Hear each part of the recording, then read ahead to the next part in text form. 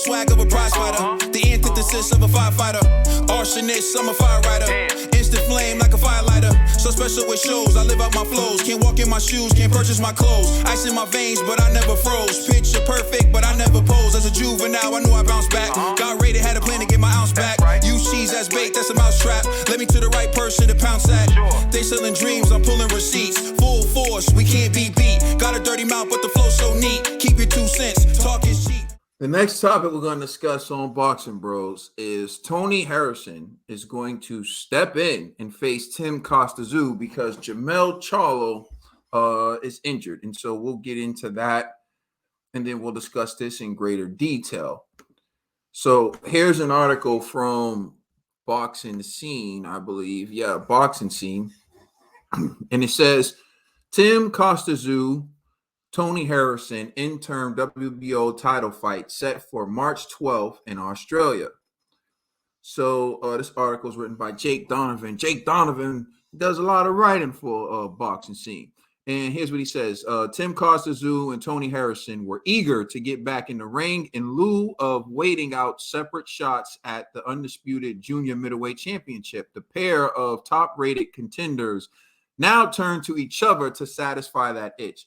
BoxingScene.com has confirmed that plans are in place for Tim Tszyu and Harrison to meet in a fight that will come with the interim WBO junior middleweight title at stake.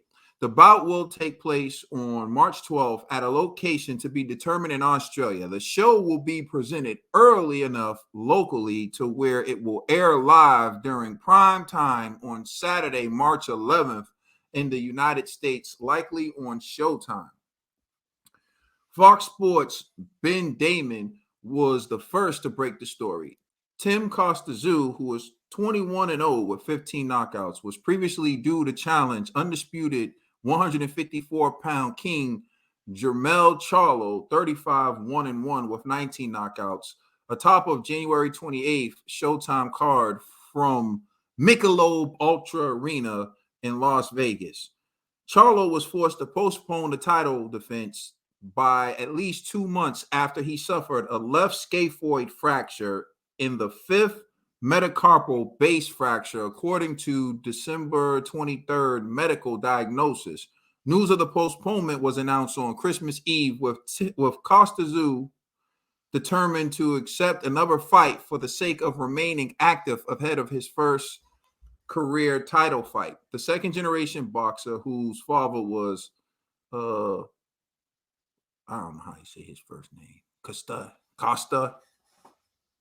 Anyways, all that's relevant. The point is right now that Tim Tszyu and Tony Harrison are scheduled to fight each other on March 12th in Australia, March 11th in the United States, which is going to air locally, because Jermell Charlo suffered a scaphoid fracture in his wrist. I had a scaphoid non-union fracture in my right wrist, and I had to wear cast, and I had to cut it off to type a paper because my professor wouldn't give me an extension because he was going to fail me, because never mind. Anyways, the point is, $1 bill, that Tony Harrison is now facing Tim Tszyu on March 12th.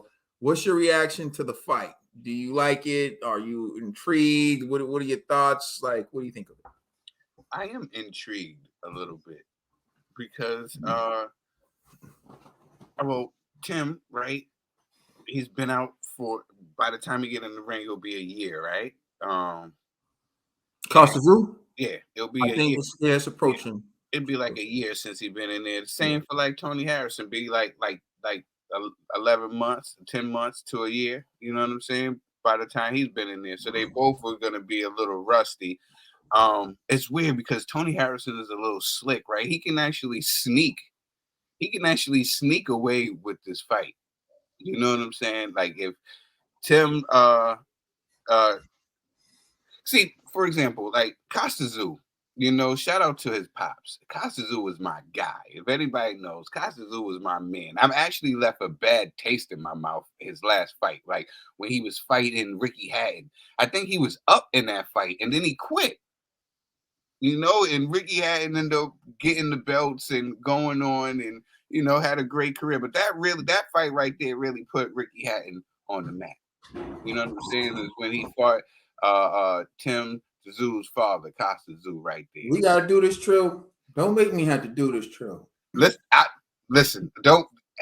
Okay, and he did this to my man Zab. Okay. Okay. Let's not leave that out. No, Let's not leave that out, Trill. Everybody knows that terrible night. You want to talk about Costa Tszyu's loss to Ricky Hatton? Let's talk about his biggest victory. I don't even want to talk about that. Yeah, let's talk about that. I don't even want to talk about that. Stinky leg Zab Judah. You know what I'm saying? Left a bad taste in my mouth. You know how he quit and he was up on points, but still he was a great fighter, a wonderful, tremendous right hand, and you know, a lot of power. I'm not gonna let this slide. Trill had a Heineken. He got like a Heineken for his birthday.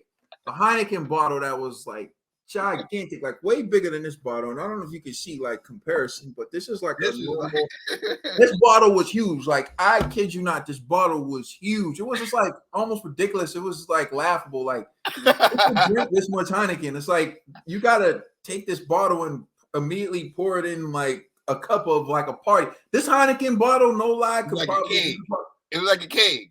Yeah, it was like a keg. You can fill up like 50 cups, like no hyperbole. Like you can fill up like 50 cups, right? So Trill was talking gorilla smack. And I was like, I don't even know this Trill. And I was like, I hope Costa Tszyu knocks Zab the hell out. I'm like, I'm riding with Costa Tszyu. And Trill, the jab's quick and his Zab stiff or whatever. I'm like, I don't want to hear none of that, man. I said, you know what? Costa Tszyu got a better chance than you think. Costa Tszyu was going to get cooked up. So Trill was running his mouth. And then when Costa Tszyu hit Zab and Zab went down, got up in the steaky leg. J80. I know. You know, we was all jumping up and down like, yeah. Trill was in agony. In hindsight, this was messed up what we did to Trill, but Trill was in agony. So we done messed with Trill that whole night, and Trill was bad, man. Trill was pissed off. Like I went to bed early, so I woke up the next morning, and like that Heineken bottle was like practically gone. And I'm like, bro, like I didn't know he opened it because I went to sleep. I'm like, yo, you drank this much, like from that Heineken bottle? I'm like, other people had to help this dude. Like, I'm like, yo, this dude Trill was that depressed over that. Cause that's why to hear him just talk about it like it was a casual thing. And I like Costa Tszyu. Costa Tszyu gave Trill one of his worst nights in boxing history. Trust me, I was there for it. That's why Tony Harrison might pull up the upset. Revenge is a dish best served. you know.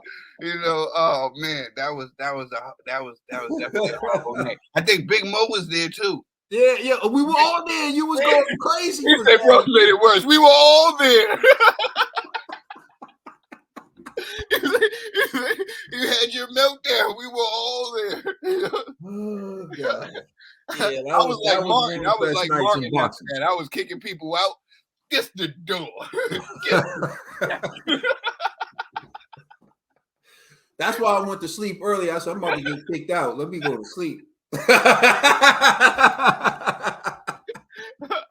Oh man. That was a crazy night. But I'm not mad at this fight. A good person to step in, because that was the last person, you know, that went 2 fights where Jermell was Tony Harrison. You know, he was calling him a cornball the whole time, you know. So yeah, I'm not mad, and Tony Harrison's getting another opportunity. I just don't know how ready he's gonna be. I know he's been in the gym, but he's had his trainer hat on. You know, he had his trainer hat on, and I don't know if he's gonna be real ready. I remember when what's the young brother's name that was with the Kronk? Andy Lee. I remember when he was doing his training thing, and then he wanted to step back and do a little boxing. It wasn't what it is. If you're gonna do one thing, you really gotta focus. Jonathan Banks too. Yeah, Jonathan Banks. Yeah, if you're gonna do Another Kronk guy. yeah, another crump guy. You gotta focus on just that. If you're gonna train, focus on being a trainer, because he has some success as being a trainer with Alicia Bumgarner. Mm-hmm. So you're gonna stick to doing that, or because one of them is gonna falter, So I don't know if he's gonna be really prepared, because all Tim Tszyu is doing is focusing on boxing and trying to get back in there, and get a win, and still put pride on his name, and make his Hall of Fame daddy proud, who upsetted me that night. Yeah, it wasn't until you realized, or I just realized until you said Tim Tszyu, that I've been calling him Costa Zoo the whole time. Been saying his dad's name the whole time. That's it. It's Costa Zoo. That's it for me. Daddy name, his name. Costa Zoo. That's Costa Zoo's boy. Right. So yeah. So Tim shout out Costa Zoo. That's who he is to me. Yeah. So shout out to him. I think it's gonna be a good fight, a chess match fight. It's just who wants it more in the Russ? Whose Russ is worse? But Tony Harrison is a slick boxer. He can really make a tough night for Tim Tszyu and make him have to come back and probably fight him again to get it correct. But just depends on where Tony Harrison shows up. If the trainer Tony Harrison shows up and not the fighter, then it'll be an easy night for Tim Tszyu. He can get him out of there, probably stop him. But if Tony Harrison, that fighter that came in there that first fight, not scared and was coming in there to box and slick and move against John, he can make a difficult night, and he can steal rounds and get a decision. No, I mean, I agree with you. I feel like the question is, how much does Tony Harrison have left? Yeah. To me, that's the question. Tony Harrison, if this was Tony Harrison at the peak of his powers, I would pick Tony Harrison. But we've seen Tony Harrison has a questionable chin. And he doesn't have his dad, who was his trainer. And if I recall, his brother was in his corner, and he had a fight with like his brother in his corner, and he didn't look too good. Yeah, that was one. Yeah. His dad was there. Yeah, absolutely right. Yeah. I can't remember because the fight wasn't.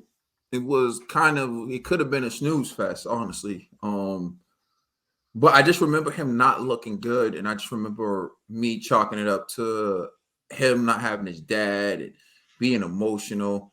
And I know from my own personal experience, sometimes like you don't feel the loss until it's a moment in which the loss presents itself to you. So like I'll give example. Pops, lost my pops, Trill's dad, my pops, my dad, but my stepdad, for you guys can understand. But in love, that's my dad. I'm his son. He would tell you I'm his son, my dad. That's how we're brothers, by the way, if y'all don't know. Yeah, so I remember when he passed. I didn't cry at the funeral. I was trying to be strong for everyone else. And it didn't really hit me, you know what I mean? Like that. Like I knew my life was never going to be the same. I was hurt, but I was content because I did everything I could for my dad. Like I was always there for him, always had his back. So it was kind of like I knew what he was going through. So it wasn't until I got into college, like I was at a community college, and it wasn't until I got into a 4-year college, one of the best 4-year colleges, and I immediately opened the letter and went to go run to give it to him because he was one of the only people who believed in me. And I realized that I couldn't. And that's when I was like, oh shoot, like he's gone. I can't share this moment with him. And I just broke down. Like, I'm just in a room by myself. Like, you talk about like ugly tears, snot, everything. Like, I'm just effed up. And then my mom walked in and she just knew. And like, I don't have the best relationship with my mom, but like in that moment, if there's one thing I know is she loved him as much as I love him. So, in that moment she came in, but that's when I felt it. And that was almost like a year after. So I say all that to say, if you're Tony Harrison, you can think you can fight and you can train, but once the absence presents itself in that moment, it's just different. So I just felt like I'm watching a dude dealing with his emotions in real time in a real fight. And so I just chalked his performance up to that. So I also feel the same about what's his name? Jarrett Hurd, who's going through similar situation. And people don't understand. Like, you can't be in that ring. It happened to Anthony Yard too. You look at Anthony Yard and his performances, and then he ended up coming back. And Anthony Yard lost a few people. So, especially if being a fighter, excuse me. Yeah, you're used to hearing that person. You could be in the fight, and you're used to hearing a certain voice, and that voice is not there. You throw you off. Yeah, and people really don't understand the importance of that. And so my thing is, who's training them? Is he ready? Is he back? And you brought up the training. A lot of that is he's stepping into his dad's role. He's doing what his dad did. So, I really like Tony Harrison. I like him. I thought Jermell won the first fight. It was close, but I thought Jermell won. Jermell won the second fight. Well, I wasn't upset that they gave it to my man Tony Harrison. Like, if I had to hang out with one of them, I would hang out with Tony. We like Tony. We like Tony better. Like, so I like Tony. I'm a Tony Harrison fan. If he comes in like Tony, if he's hungry, if he's still, don't be surprised if Tony pulls this off. So I like the fight. And shout out to Tim Tszyu for taking this fight, because that's not an easy fight. So if Tim Tszyu wins this fight, he deserves a lot of respect too, because Tony, you could have taken an easier opponent than Tony, for real. Definitely. Let us know how you feel in the comment section. Please like and subscribe. Check us out on Instagram and Twitter, and please check out our podcast on all major streaming services. Thank you for rocking with us. We the Boxing Bros.